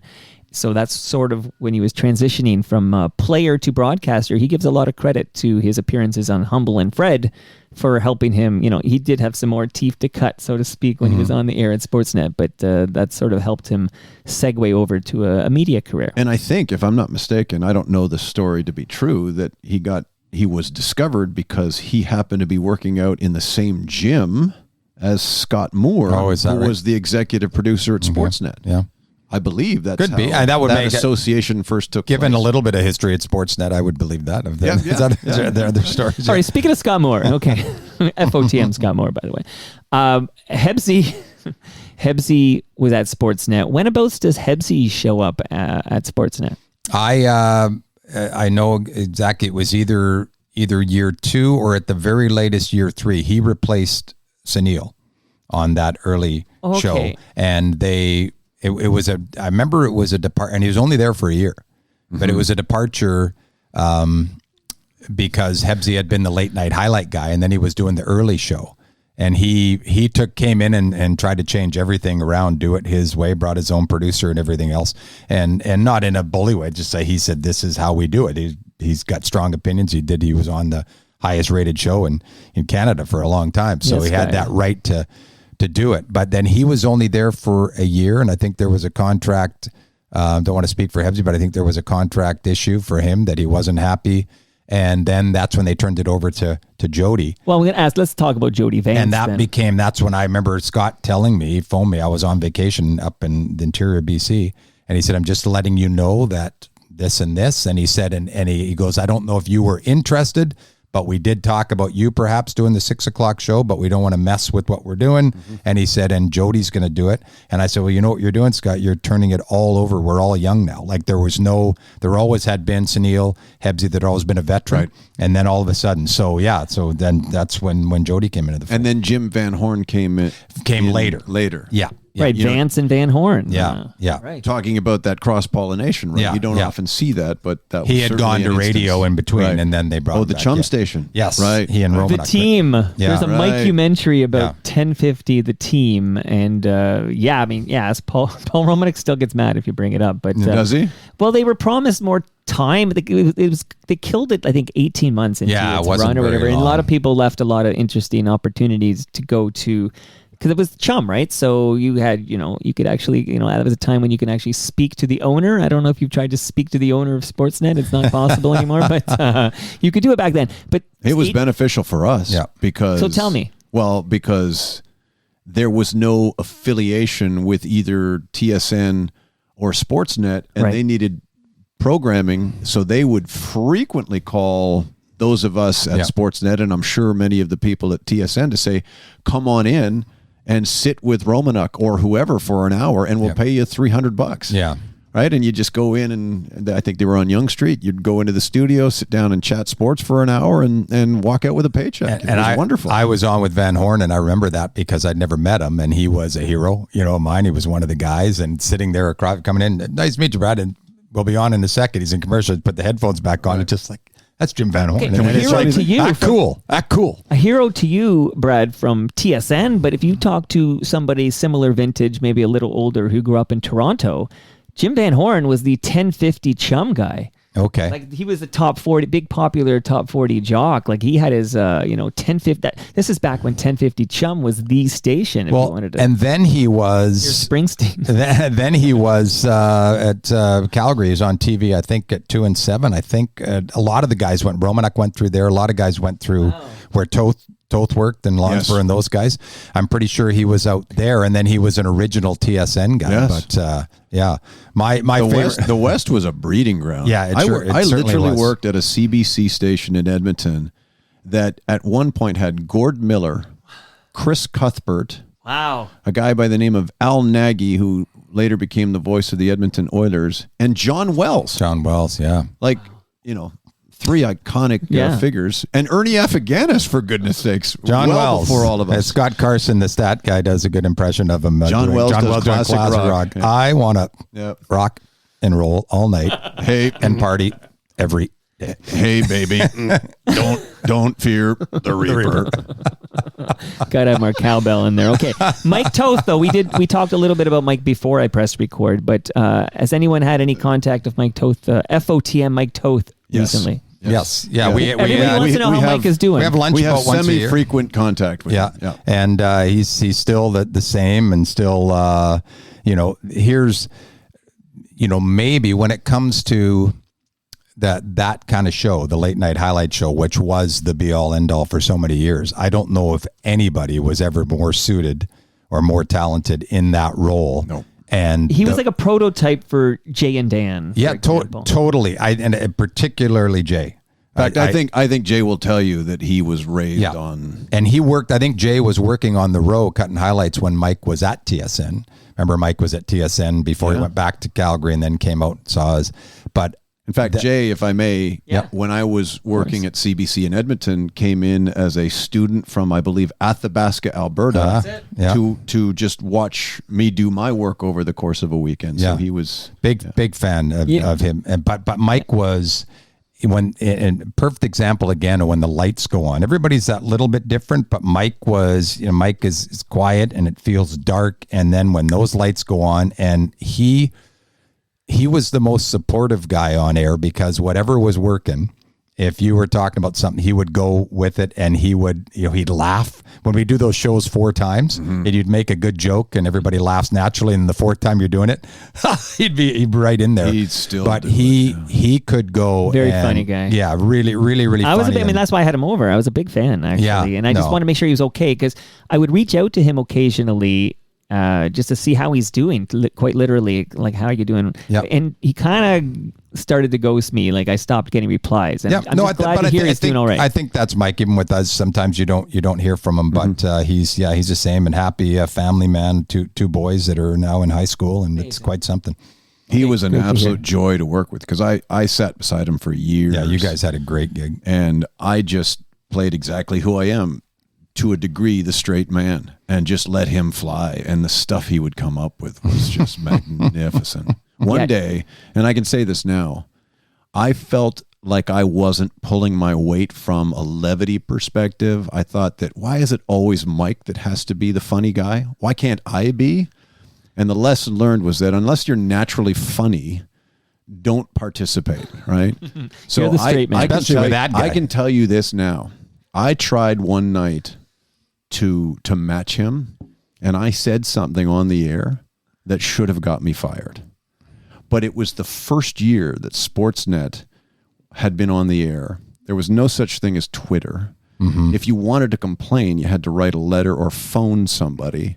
And we were doing these regional broadcasts. Like, we'd start in the East Ontario, and then we do another one at midnight Eastern just to the Prairie provinces, and then we do another one at 1 a.m. Eastern just to BC. Right. And in the middle of that Western Prairie province show, I said something that should have ended my career. And it was all because I was trying to be as funny as Mike. And Mike turns to me on the air and looks at me and says, "You know what? You and I are finished.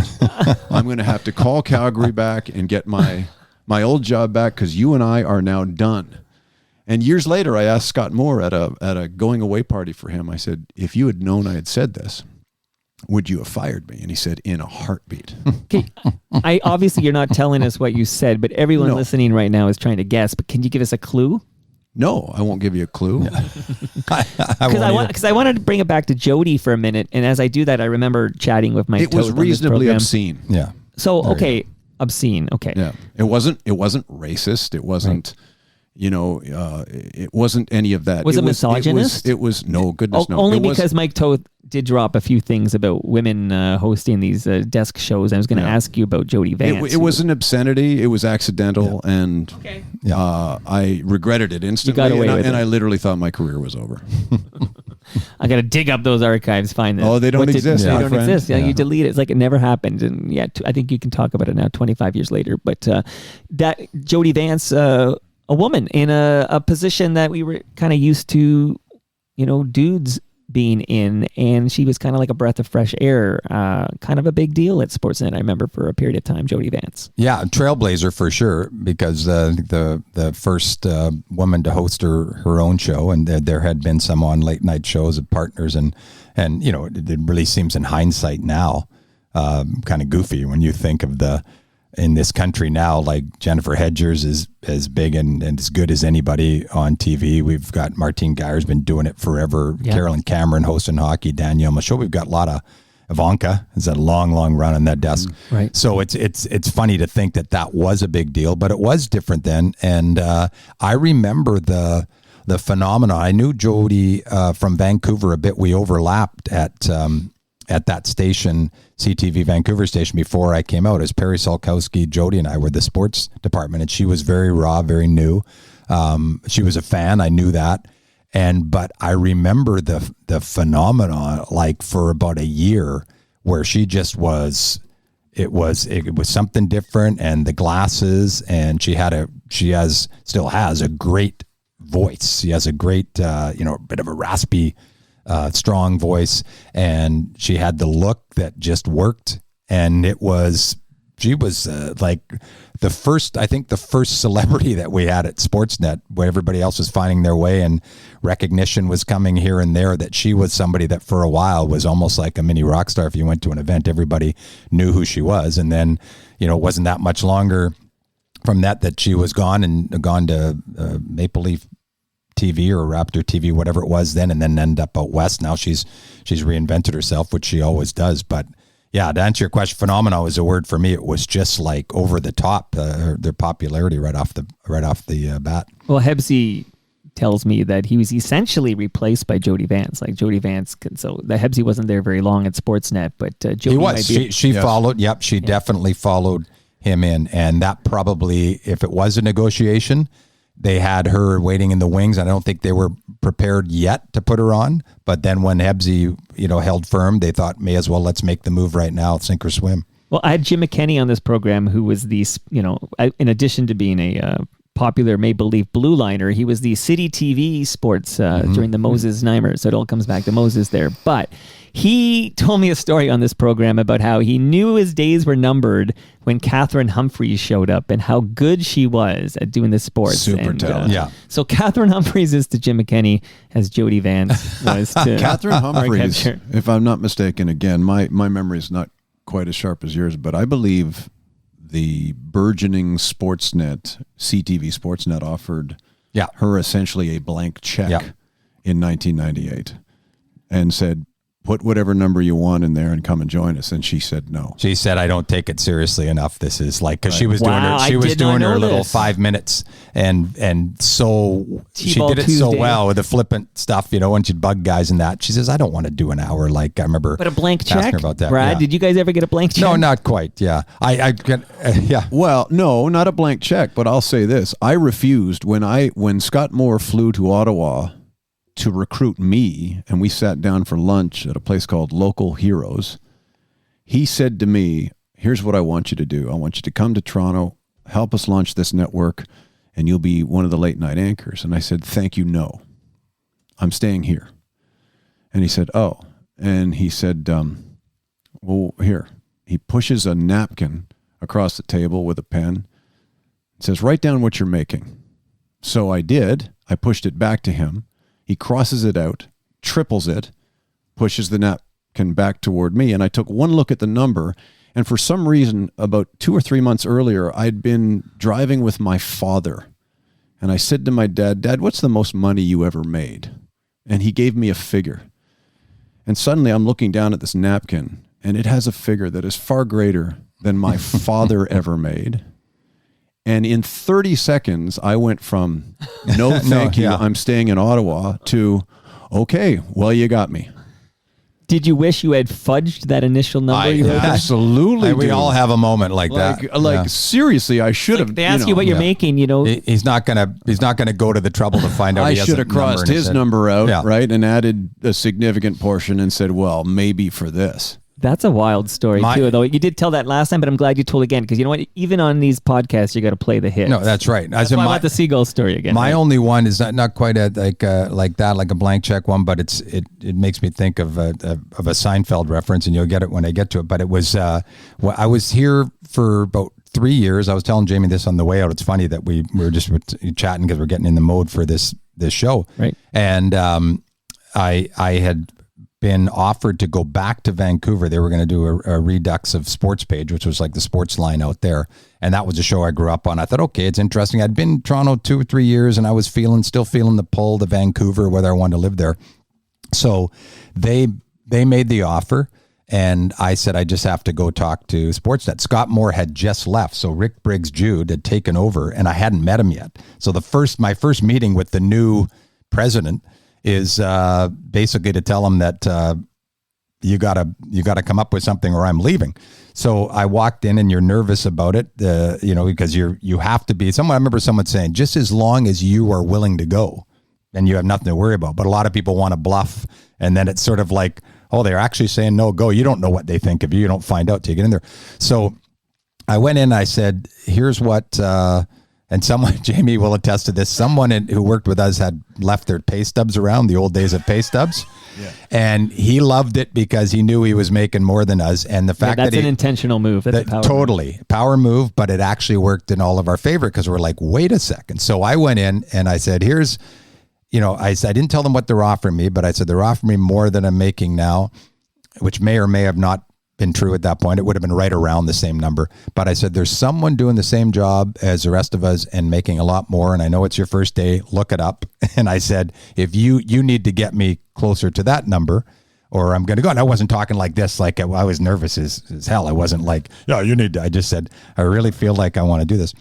Yeah. So he said, give me 24 hours. I'll have an offer for you tomorrow at noon. And he said, it will not be negotiable. This will be it. This is where we're going.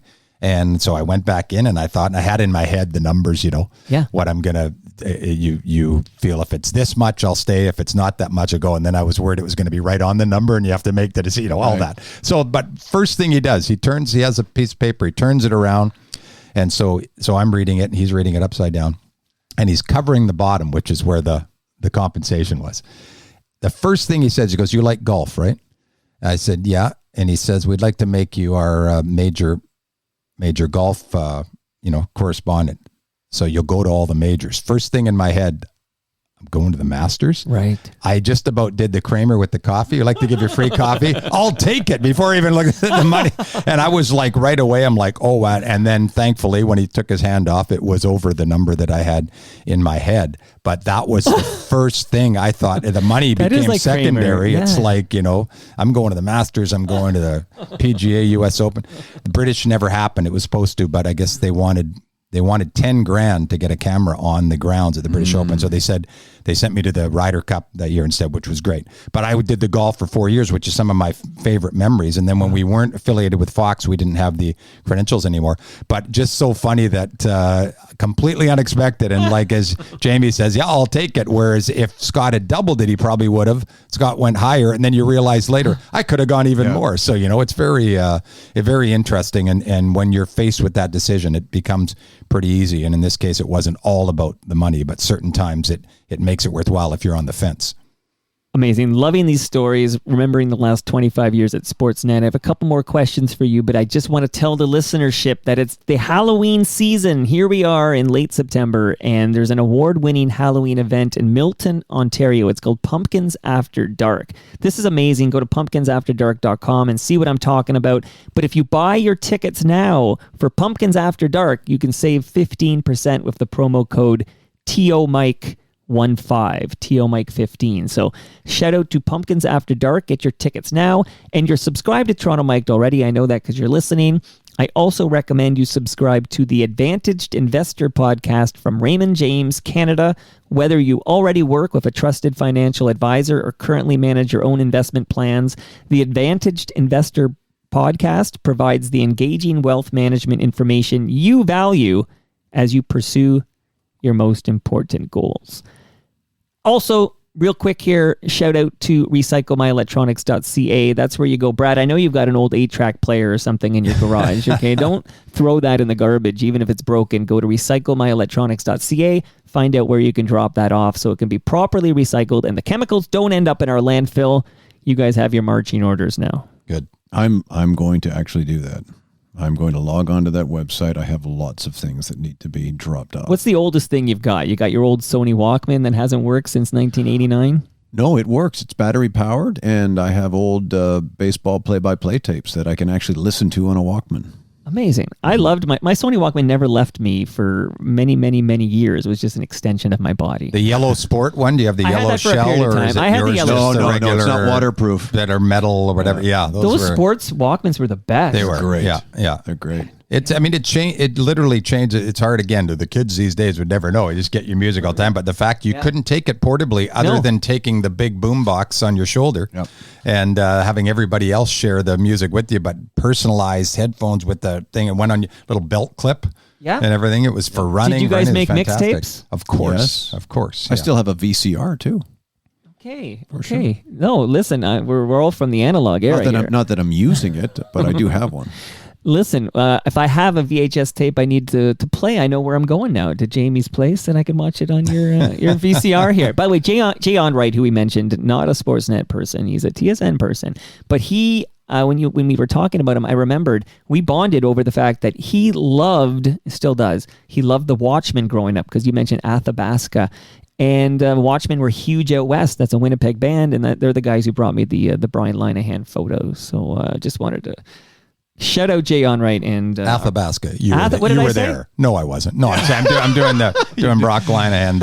Okay. The SCTV version. You were there. No, I wasn't. I had trouble with that word. When No. Jay You first guys. visited, but I practiced. I just okay? draw. This is how we work. Okay. We just on sequiturs we drop in. Jamie, are you when I see Brad Fay in the hat, and I haven't seen him in person, I see him on my television quite a bit watching Raptors, etc. But do you get a Michael Keaton vibe from him?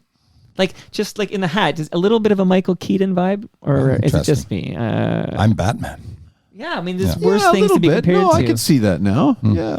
I get like a in lot. the hat. Remember, I'm looking at him, and I've known Batman. Brad since 1998. I get a lot of vibes. Yeah. Right. Not always good. I've got a lot of photographs of Brad as a much younger man, so the vibes change from year to year. We did some crazy stuff together, he and I. Well, maybe in a minute I'm going to ask you guys for your personal highlights in the past 25 years. Maybe I get one of those stories. But are you still buds with Damian Cox? Yes. Yep. And we play a little golf together. His daughter was very very successful with us in media relations, and she just left. Well, I know. I've had Megan. a correspondence with Megan Cox. Yeah, she just exactly. She just left. Yeah. But Damien is great, and I always say very quickly, but Damien, of all the newspaper guys that came over, Brunt was the other one that Damien was seamless, and a lot of newspaper guys struggle. It's a different. What I liked when the newspaper guys started coming on is they got more of an appreciation for us, because I think they all looked at, okay, it's the hair and the makeup and the smile. These guys go on and talk sports, and then they realize, no, there's a lot. There's to it. And Damien was always very natural. We had a great time doing it. Because we're both from that era where you and I would have been greeted less than enthusiastically in a lot of press boxes by the stodgy old writers. Yeah, and there's not many left now, unfortunately, on that side. But a lot of the good ones and that have played it right are now, like Michael Grange, doing everything. They cross over and they're on, and that's been boon for them. Okay, no pun intended. By the way, Michael Grange, listen to his jam kicking. He kicked out the jams on this program this past summer, and check that out. One name from Sportsnet I just want to mention before I ask you for your highlights here is Hazel May, because Hazel May was a fixture on Sportsnet. Then she went to Massachusetts, and then came back, and now we see her again nightly when we watch our Blue Jay games. We see Jamie Campbell and Hazel May. But what was it when Hazel May's star was on the rise at Sportsnet? It was I think a similar thing to Jody that and that's a classic back then where guys weren't used to, the audience was primarily male back then. It's definitely changed as we see in the demographics, and they didn't have a lot of women on TV, let alone attractive, young, vibrant women that knew what they were talking about, and that was a huge deal. But everybody wanted to approach them, and it's funny because I think they literally either had security or had Jody had to get a parking spot, and because you just didn't know. It was different. We weren't going to get people that clamoring to get near us back then, and we were talking about Hazel came on 20 years ago as well. It's all settled in now, as I say, thankfully, because people are used to it's probably close to being split across the board now, right? 50-50 men and women on the air. And I think there's a similar thing. Hazel had a different energy than Jody, where Hazel was like full blast and full speed ahead, which is completely different to her style now. She's as calm as anybody. She's as good as anybody in my mind doing what she does. Her comfort level with the players is incredible.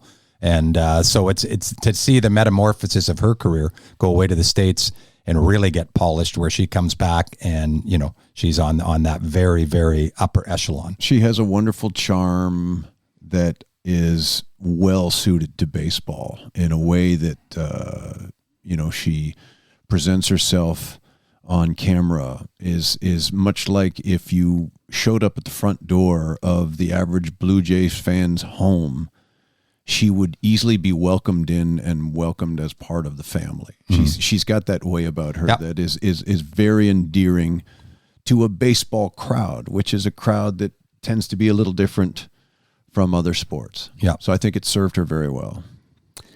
Last question from the Peanut Gallery, and then I'm just going to ask you each for your personal highlights from your last 25 years at Sportsnet. You guys are day oneers at Sportsnet, celebrating 25 years. The question that came in on the live stream: thoughts on how TSN locked up their personalities long term once Rogers got the NHL contract.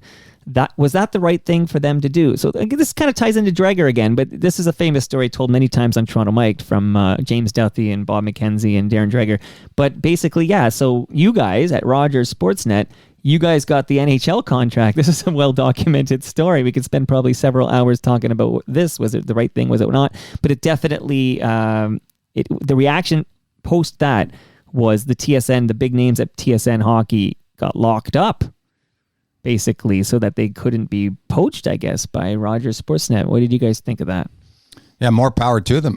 Good on them. Right? That's negotiating power. Yeah. I've asked all the questions from all these people involved. Only one TSN personality was actually offered a job at Sportsnet when Sportsnet got the James Duthie. Yeah. So I guess Strombo. That would have been ended up. Yeah. So James Duthie was going to be the host. Yeah. The Ron McLean went not. Yeah.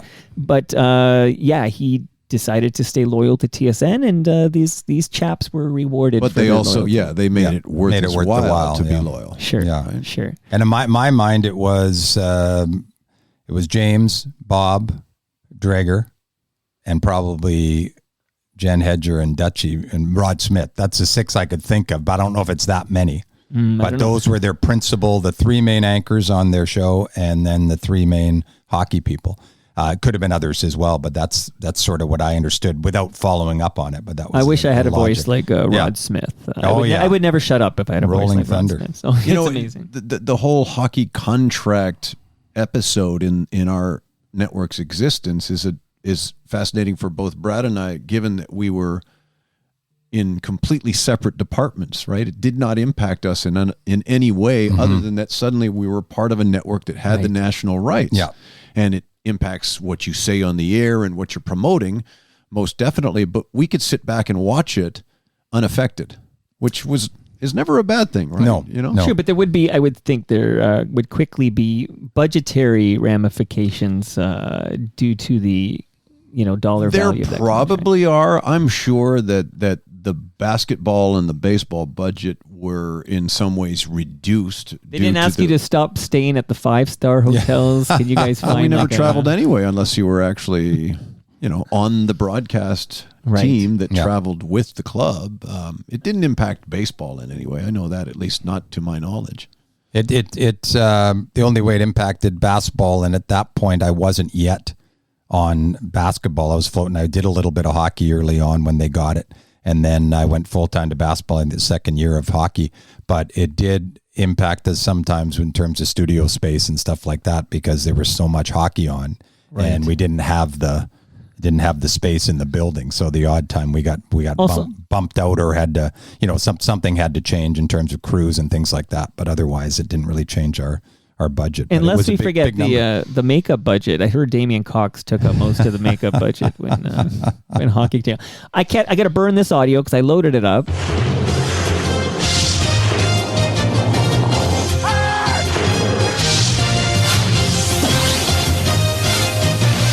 What is this? CTV Sportsnet's coverage of the GMC World Curling Tour is brought to you by GMC, makers of the totally redesigned Sierra. and proud sponsor of the GMC World Curling Tour. That's hardcore music for curling, isn't it? That seems pretty upbeat. I went on a hunt for hundreds of music from 1998. There's There's very little you could find on YouTube, but I found that Sportsnet curling music from 1998. Okay, so as we say goodbye here, this has been amazing. You guys have to come back, actually. There's so many rocks left unturned. But maybe we start with you, Brad. Personal highlights from the last 25 years at Sportsnet. Well, yeah, so personal or business-wise, Well, you can right? do both. Yeah, I mean, There's no rules around here, Brad. I mean, personal. This guy here is, like a long-term friendship. He said to me, 10 or 15 years ago, you said, Jamie, you don't meet many lifelong friends after the age of 30, which I think is true. And especially when you're in, you have your college friends and your high school friends, and then when you're working, it's usually just that relationship. And obviously, I met my wife there, which is as big as anything. And there's a lot of people that met at Sportsnet ended up being married, and it's because we worked so long there. People say, don't do that. Don't date someone or, be with someone that you work with, but we never worked together directly, Julie and I. So those kind of things are, the legacy for me, because I've loved almost every minute of the 25 years. And professionally, I always thought when first time I went to the Masters, as I mentioned, that was a cool thing. First time I went there, then when the Vancouver Olympics, that Jamie and I was on the desk. Jamie called the first gold medal on home soil in the history of Canada. I thought nothing would ever touch that, but the Raptor run in 2019, 65 straight days I worked, and I said to Jamie earlier today, I wouldn't trade any of it. And being there and being part of a championship team in your city is so rare. Mm-hmm. And, we're hoping that this guy gets one of those this year or in the next couple of years. He was as a fan, but in working it and being the backstage pass, those are pretty clearly the markers for me professionally. Yes, I echo a lot of what Brad said, in that the friendship that he and I have established is easily my most cherished, that emanated from our time at Sportsnet. And Brad and I do things well beyond working together, because essentially we don't, right? We are on at opposite times. He's basketball, I'm baseball. When I get a little bit of time off, he fills in for me. We hardly ever see each other in a work environment, but we do so many things together beyond the network. We go and to our kids have together. grown up together. Yep. Yeah. Our his wife, my ex-wife, are best friends to this day. Our kids were almost born together in the weirdest kind of way. 4 boys separated by 4 years. We have plans to take them one last time before they all go to college to a very particular place that we love to go together annually. And the friendship is cherished, because in Brad's case, I've been through some things in recent years, whether it was the demise of my marriage or the diagnosis, and he's been literally steps away from a geographical standpoint, but also at the end of a phone whenever I've needed him. And I cherish that more than he could ever possibly know. And it's funny how you look at the Olympics the same way I do, the Vancouver Olympics specifically, in that I had just been dismissed as the play-by-play man of the Blue Jays, and I wasn't exactly sure what my purpose was anymore. Other than that, I knew I had to spend 3.5 weeks in Vancouver calling sports there, calling Olympic events there. And the beauty of being part of that consortium is that it reminded me that I was reasonably good at what I was doing for a living. And it gave me hope that I was going to survive the dismissal as a Blue Jays play-by-play man. And what that turned into the moment I walked home from the Vancouver games was the creation of what we now know as Blue Jays Central. And that's been going on now for, I believe, 16 years. So that was a very low point in my career, getting taken off play-by-play, but almost instantly with the coming of the games in Vancouver and subsequently the creation of a show that surrounds Blue Jays broadcasts, I was able to recover.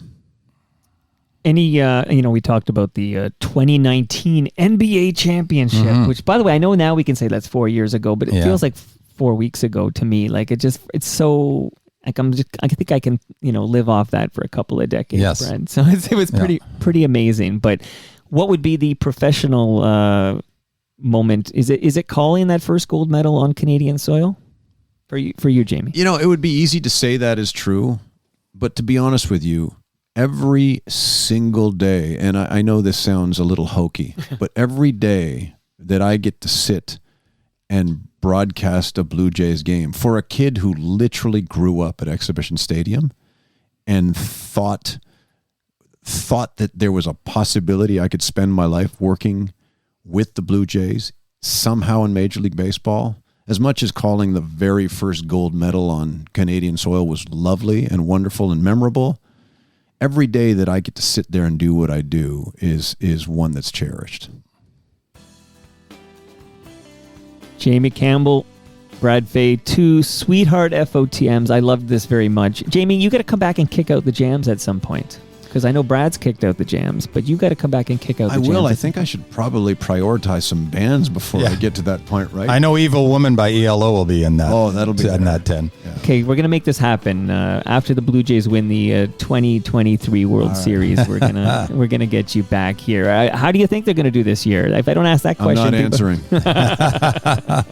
You should know me by now. I don't like answering questions like that. They'll do as well as they can. Not like anyone will remember it and follow up with you, right?